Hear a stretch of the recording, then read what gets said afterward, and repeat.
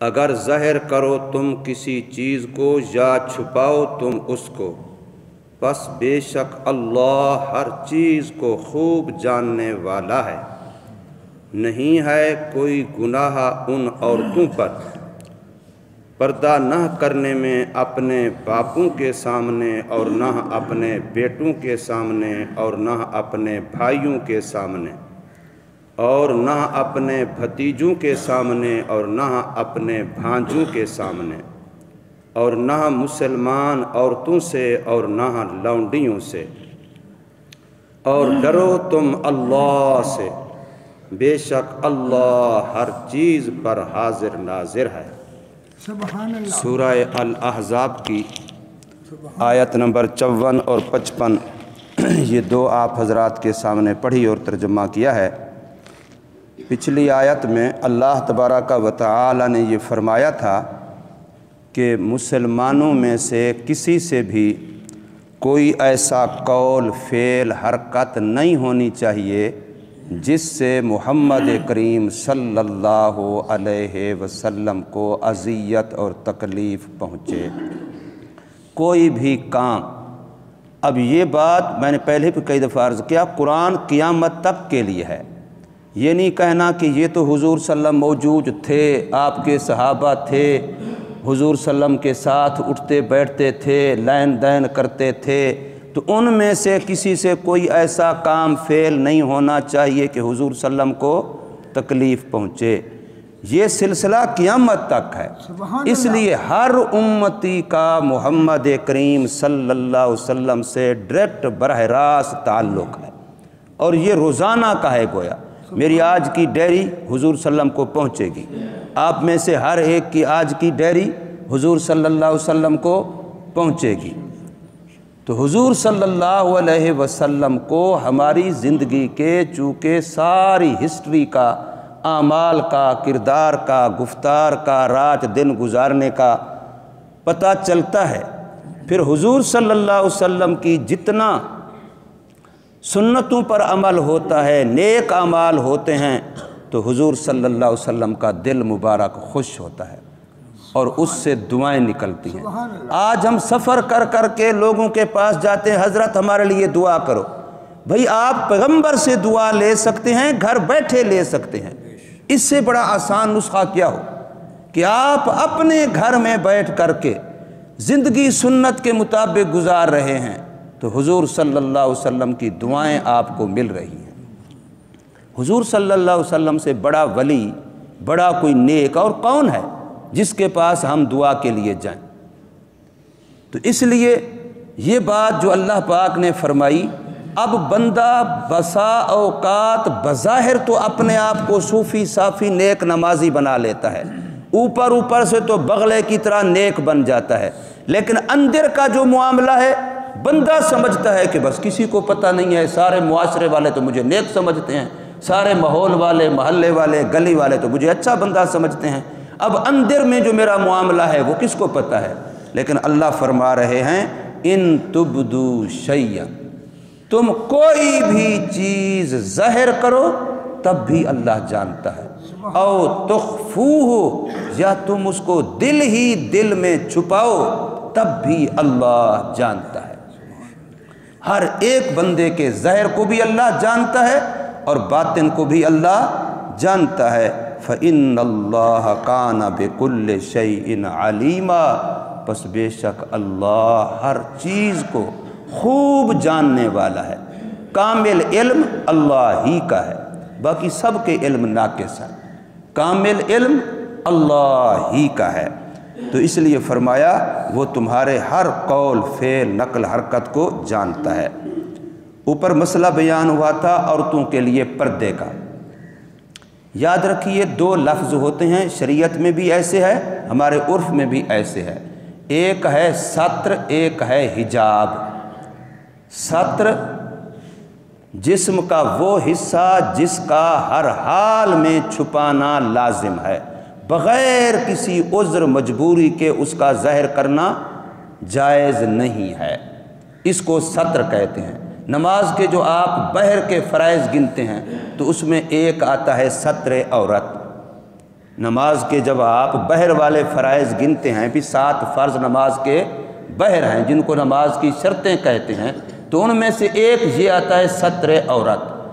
اب ایک بندہ یہاں نماز پڑھ رہا ہے، گھر میں نماز پڑھ رہا ہے، اکیلے پڑھ رہا ہے، بتی بند کر کے پڑھ رہا ہے، کمرے میں کوئی بندہ نہیں ہے، اندھیرے میں پڑھ رہا ہے، لیکن اس کا جو حصہ جسم کا ستر ہے اس میں سے اگر کسی بھی عضو کا چوتھا حصہ یا اس سے زیادہ ظاہر ہے تو اس بندے کی نماز نہیں ہوگی، چہ جائے کہ وہ اکیلا ہے، کوئی دیکھ نہیں رہا۔ عورت نماز پڑھ رہی ہے، کمرے میں پڑھ رہی ہے، کمرے در کمرے میں پڑھ رہی ہے، بتی بند کر کے پڑھ رہی ہے، اندھیرے میں پڑھ رہی ہے، اس کے سر کے بالوں کا چوتھائی یا اس سے زیادہ حصہ ظاہر ہے، یہ گردن ہے، اس کا چوتھائی یا اس سے زیادہ حصہ ظاہر ہے، یہ کلائی ہے، اس کا چوتھائی یا اس سے زیادہ حصہ ظاہر ہے، پنڈلی ہے، اس کا چوتھائی یا اس سے زیادہ حصہ ظاہر ہے، کپڑا اس پر نہیں ہے، تو اس اللہ کی بندی کی نماز نہیں ہوگی اگرچہ کوئی وہاں دیکھنے والا نہیں ہے۔ اب یہ ہے ستر کا حصہ، اس کو ستر کہتے ہیں۔ سبحان اللہ۔ اور دوسرا اس کے مقابلے میں حجاب ہے۔ حجاب الگ چیز ہے، ستر الگ چیز ہے۔ حجاب ہوتا ہے فتنے سے بچنے کے لیے، حجاب جو عورت نے کرنا ہے وہ فتنے سے بچنے کے لیے ہے۔ ستر کا حکم مرد عورت دونوں کو ہے، حجاب کا حکم صرف عورتوں کو ہے، حجاب کا حکم صرف عورتوں کو ہے، اور حجاب فتنے سے بچنے کے لیے ہے۔ فتنے کا سب سے بڑا مرکز اور فتنے کی سب سے وجہ وہ چہرہ ہوتا ہے۔ اب یہ مغالطہ ہے لوگوں کو، مسلمانوں کو پتہ نہیں کیسے کوئی جدید تعلیم نے کیا دیا، یہ چہرہ عورت کا کوئی مسئلہ نہیں ہے، چہرہ عورت کا کھلا ہو تب بھی کوئی مسئلہ نہیں ہے، چہرہ حجاب میں داخل ہے، ستر میں داخل نہیں ہے، حجاب میں داخل ہے۔ نماز کی حالت میں چہرہ کھلا رکھ سکتی ہے، لیکن حجاب کا مسئلہ جو ہے، پردے کا مسئلہ جو ہے، وہاں چہرہ کسی حال میں کھلا رکھنا جائز نہیں ہے۔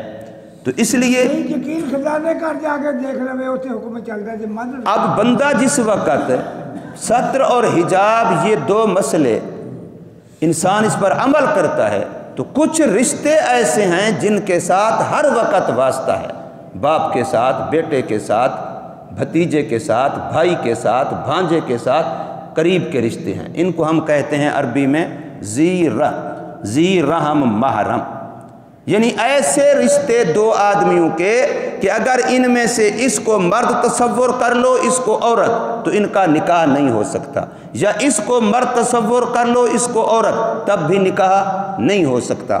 دونوں طرف میں سے کسی ایک کو مرد تصور کر لو، دوسرے کو عورت تصور کر لو، ان کا نکاح نہیں ہو سکتا۔ ایسے رشتہ دار ان کو ذی رحم محرم کہتے ہیں۔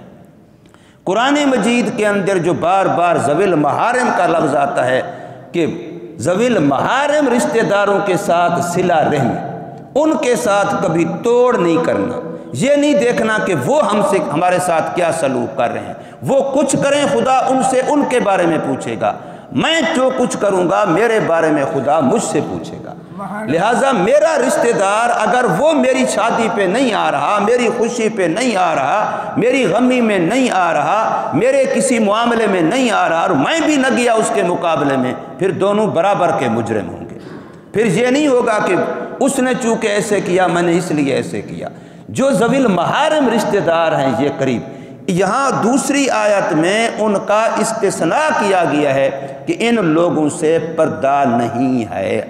جو ذوی المحارم ہیں، جن رشتہ داروں سے عورت کا نکاح نہیں ہو سکتا، ان سے پردہ نہیں ہے۔ یاد رکھیے یہ جو ہم نے کزن کا لفظ بنایا، اب کزن ماموں کا بیٹا بھی کزن، چاچے کا بیٹا بھی کزن، فلاں کا بیٹا بھی، یہ سارے کزنوں سے شریعت میں پردہ ہے۔ سبحان اللہ۔ اور ان سے پردہ نہ کرنا گناہ کبیرہ ہے، لیکن ہم کہتے ہیں اگر ایسے کیا تو پھر تو رشتہ داری ٹوٹ جائے گی۔ بھئی رشتہ داری ٹوٹے خدا سے تعلق نہ ٹوٹے، رشتہ داری ٹوٹے شریعت سے تعلق نہ ٹوٹے، رشتہ داری ٹوٹے محمد کریم صلی اللہ علیہ وسلم سے تعلق نہ ٹوٹے۔ تو یہاں بھائی مستثنیٰ ہے، بھتیجا مستثنا ہے، بھانجا مستثنا ہے عورت کا، لیکن کزن جن کو ہم لوگ بولتے ہیں اور بڑا وسیع لفظ ہے ہمارے ہاں یہ پردے کے اندر داخل ہے۔ تو یہاں پر اللہ نے فرمایا لا جناح علیہن، نہیں ہے کوئی گناہ ان عورتوں پر پردہ نہ کرنے میں۔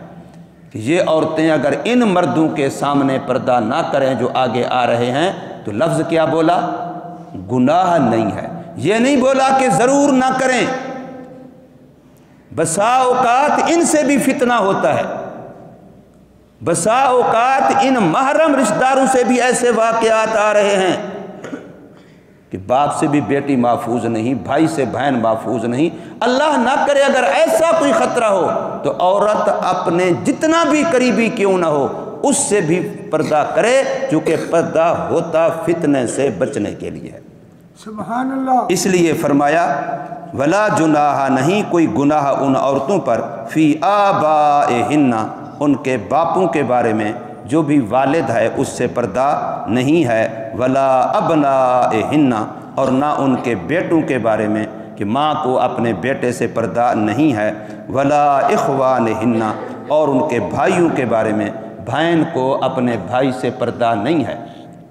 بھائی بہن تین قسم کے ہوتے ہیں، عینی، اللاتی، اخیافی۔ ماں باپ دونوں کی طرف سے بہن بھائی ہیں تو ان کو ہم اپنی اصطلاح میں عینی کہتے ہیں، اور اگر صرف باپ کی طرف سے بہن بھائی ہیں تو ان کو اللاتی کہتے ہیں، اور اگر صرف ماں کی طرف سے بہن بھائی ہیں تو ان کو خیفی کہتے ہیں۔ تو ماں باپ کی طرف سے ہوں، صرف باپ کی طرف سے ہوں، صرف ماں کی طرف سے ہوں، پردہ نہیں ہے، یعنی پردہ لازم نہیں ہے۔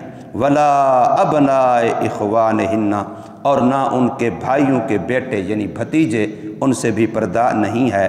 ولا ابناء اخواتہن، اور ان کی بہنوں کے بیٹے یعنی بھانجے، ان سے بھی پردہ نہیں ہے۔ اگلا لفظ بڑا عجیب ہے، چونکا دینے والا ہے اگر ہم مسلمان غور کریں۔ فرمایا ولا نسائہن، ان کی جو عورتیں ہیں مسلمان ان سے پردہ نہیں ہے۔ حضرت تھانوی رحمہ اللہ یہاں مستقل رسالہ لکھا ہے، مسلمان عورتوں سے مسلمان عورتوں کو پردہ نہیں ہے۔ یہ جو فاحشہ عورتیں پھرتی ہیں، جو گھروں میں آتی ہیں تو بے حیائی کا سیلاب لاتی ہیں، ہمارے گھروں میں ہمارے معاشرے میں آتی ہیں تو ننگا پن لاتی ہیں، جن سے ہماری عورتیں سیکھتی ہیں کہ اچھا لباس ایسا بھی ہوتا ہے، اچھا وضاحت ایسی بھی ہوتی ہے، یہ بھی عورت ہے۔ یاد رکھیے عورتوں کو مستورات کہتے ہیں۔ آپ کا جلسہ ہوتا ہے، آپ مستورات کے لیے الگ پروگرام بناتے ہیں، فوتگی ہوتی ہے مستورات کے لیے الگ پروگرام بناتے ہیں، کوئی بھی فنکشن ہوتا ہے مستورات کے لیے پروگرام بناتے ہیں۔ کوئی پوچھتا ہے تو آپ کیا کہتے ہیں؟ مستورات۔ مستورات کا معنی کیا ہے؟ چھپی ہوئی، اور اس کے مقابلے میں لفظ ہے مکشوفات، جو کھلی ہوئی ہیں۔ مسلمان عورتیں مستورات ہوتی ہیں، ان سے پردہ نہیں ہے۔ جو خود مکشوفات ہیں، فاحشہ عورتیں ہیں، ننگی عورتیں ہیں، یاد رکھیے مسلمان عورتوں کو ایسی بے حیا عورتوں سے بھی پردہ ہے۔ یہ لفظ بڑا عجیب ہے۔ ماحول معاشرے کو اسلام کتنا پاک رکھنا چاہتا ہے، اسلام کیسا پاک مذہب ہے۔ گندی عورتیں میرے اور آپ کے گھر میں آئیں گی، ماحول معاشرے میں آئیں گی تو یہاں گند ہی چھوڑ کے جائیں گے، پھر ہماری بیٹیاں، ہماری بچیاں، ہماری عورتیں وہ ان کو دیکھا دیکھی وہ بھی رنگ پکڑیں گی۔ خربوزہ خربوزے سے رنگ پکڑتا ہے، اس لیے